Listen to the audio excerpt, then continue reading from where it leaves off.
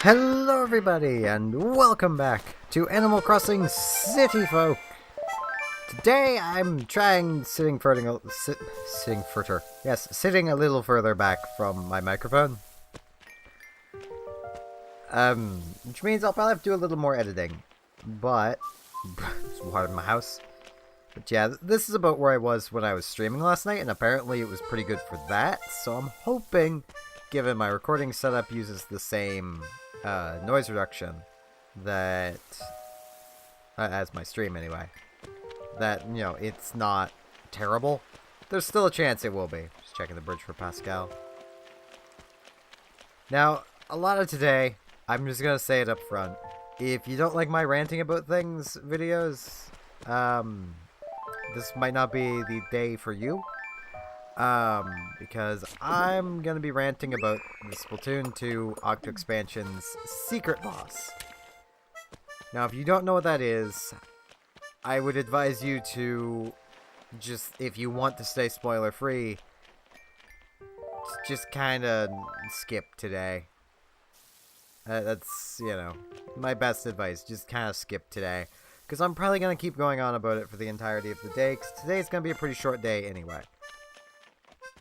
But to explain, it is unlocked from completing every level in the Octo expansion, so that's 80 levels of varying challenge. Some are pretty easy, some are pretty hard, some are just kind of in the middle. It's really fun. Like, I did it in a couple streams and had a lot of fun doing it. The regular boss was also pretty fun, if albeit a bit annoying because it was time-based. Then you get the secret boss, which is, lore-wise, remembering back 2 years ago to the first game's DJ Octavio fight, and fighting Agent 3 from that time. The thing it neglects to tell you is that this Agent 3 is on steroids and cheating. I don't know the specifics of this AI's stats, but their aim is near perfect.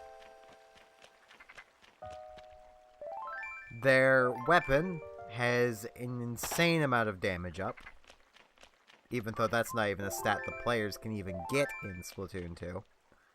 And I say that because, well, they are using the hero shot, which is just a splatter shot reskinned, and you're stuck using the Octo Shot, which is just a splatter shot reskinned. In theory, you're on equal footing. In reality, you're not. In reality, you're grossly outmatched. They have infinite specials, nearly infinite ink. Their ink may as well be infinite. Even if it isn't, it may as well be infinite. Because they're just constantly doing things, and with how often they use their special, that just infinitely refills their ink.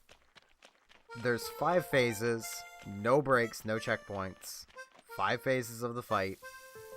You die in a few hits, and all of this is leading up to getting a golden toothpick. It's a hair accessory, it's a hairpin.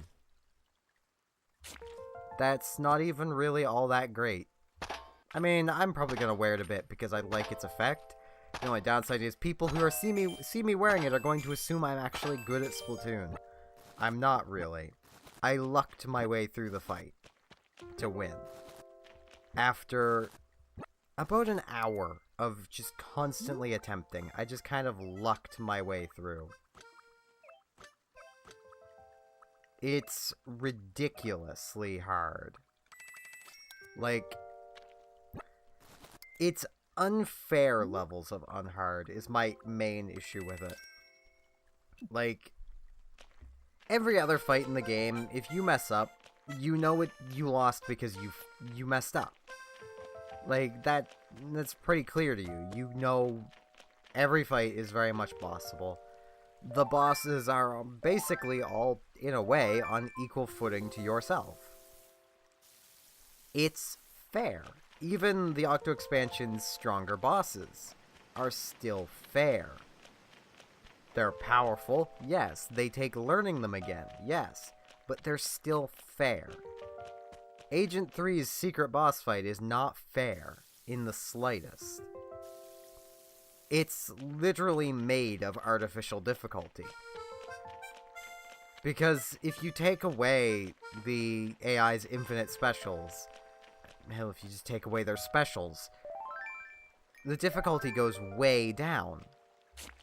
If you take away the fact that they splash down every time they super jump. Right, I already found the Muddy Rock. The difficulty goes way down.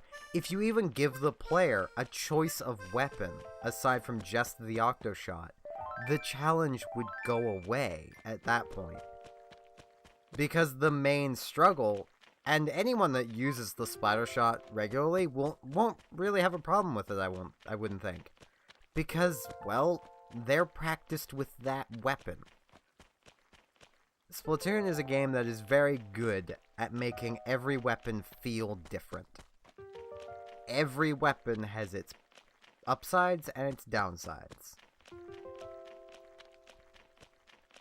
And every weapon takes getting used to, especially for aiming, and getting used to the range, and, you know, I'd be okay with it if there were other times where you'd have used the Splatter Shot. But there really isn't. There's no place in PvE, anyway, to get used to using the Splatter Shot, and in the PvP, well, you're just gonna gravitate towards your favorite weapon, and if that ends up being the Splatter Shot, then great. Power to you. But for me, it's not. My favorite weapon's the Undercover Umbrella. If I could have used that in the fight, it would have been so much easier. It still would have been hard, don't get me wrong, it still would have been a hard fight with all the extra things that Agent 3 has going for him/her. Yep, tank with something. Yo, hey! No, I always call you S-Dog. So I was doing a set of squat crunchers, and a new nickname just popped into my brain. Wanna hear it? What is it? Ready to have your mind blown? S-Boo! Okay. Sure is, Tank. Knew you'd be into it. I'm not into it, but... I mean, there's no telling you no. You'd probably just... You're a rhinoceros. There's no telling rhinoceroses no. Like, there's so many things that Nintendo could have done to make the fight vaguely fair. But they didn't. And I'm guessing they made that battle so difficult in response to the number of people who were getting at them for the actual final boss of the game, and even the final boss of the Octo Expansion, being easy. I mean, the final boss of the Octo Expansion is just a practice of memory. It's not actually a difficult fight. Because all you need to do is know where to go, and you'll be set. Just doing a little bit of fishing here. Just so this episode isn't really short again. Like, the regular Octavio fight from the game. It's really simple. It's literally one arena you're fighting Octavio in comparison to the first game, where you're fighting him over an entire stage. And it feels like a real war between just the two of you. As he's fighting to win, and so are you.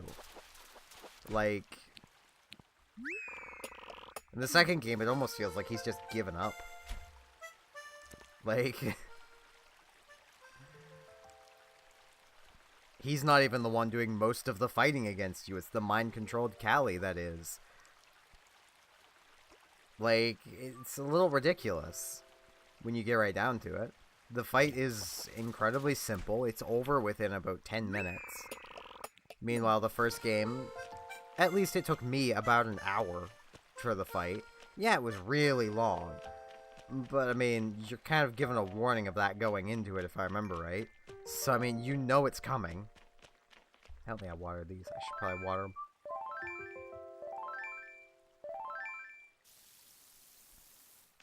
But I am really guessing that it was just because of how much people were complaining about the fights being easy. So Nintendo went, oh, you say these are easy? Well, here, have this fight that's, you know, basically cheating to win. That isn't fun, Nintendo. That's just annoying. It is Tuesday, so we're not going into the city yet. But we will head in here to the museum, get our fossils checked. I've been ranting about this for about 10 minutes now. As you can tell, it's really annoyed me. And it's mostly because I've always been one to praise Nintendo for making fair boss fights.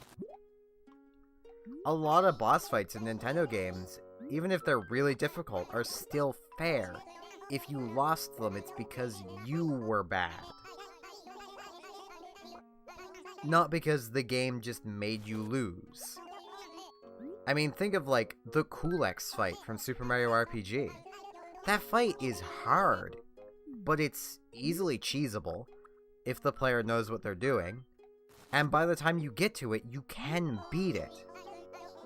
I mean, yeah, you may lose once or twice, while you're still learning that, hey, maybe I shouldn't attack these crystals like this. You know.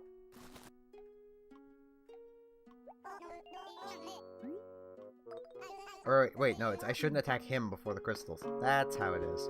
Let's come down and have our coffee. I'm trying to remember that fight. That was years ago. I actually haven't... I've played through Mario RPG once. I want to play through it again. Because when I played through it the first time, it was years ago. I was like 10? 22 now, so it'd be about 12 years ago.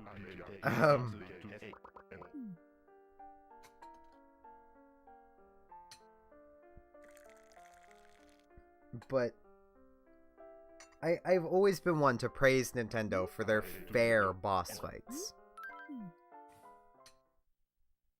But this is a point where I just can't do it.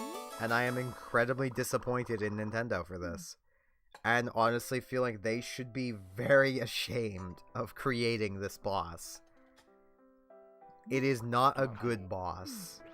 It's just frustrating. It's just bad game design 101.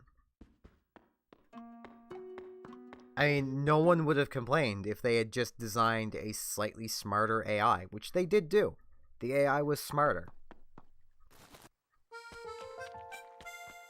And it would dodge away from bombs. That's actually one thing I forgot to mention. Agent 3 has the dually dodge, even though she's using the splatter shot. I say she. Mine was female, because the trailer showed it female, so I made female inkling. Like, she has so many things about her that she just shouldn't have. But she does. And that is the point of, well, you just need to deal with it. Which is true, you just need to deal with it. And I should also head to Nooks and sell this stuff before I forget.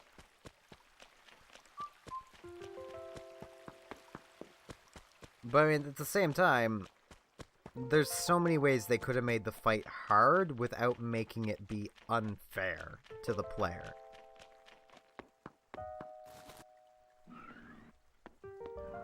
I don't know. Perhaps I'm just complaining over nothing. Might be. Probably not, though, given just how much people are, you know... It's basically become a meme of how powerful this boss is. Like...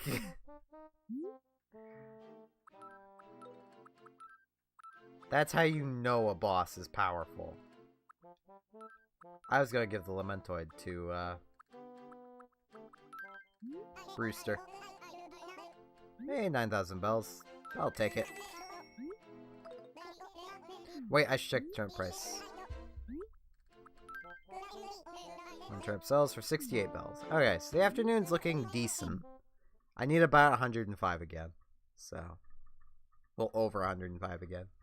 I know it was like 102 or something, but I'm going for 105 or up.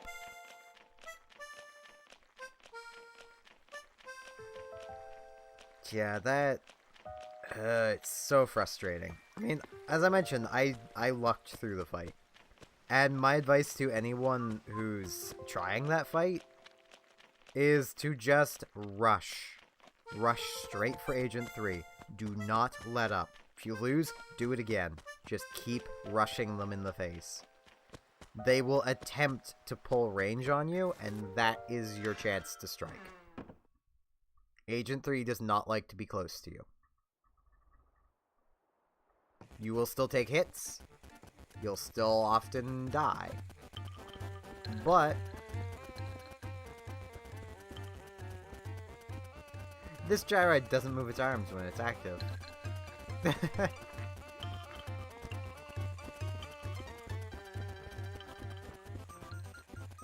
Fair enough, I guess. But that's gonna be it for today. So, I thank you all very much for watching and listening to me rant about an unfair boss, and hope to see you again next time for more Animal Crossing City Folk. See you all then.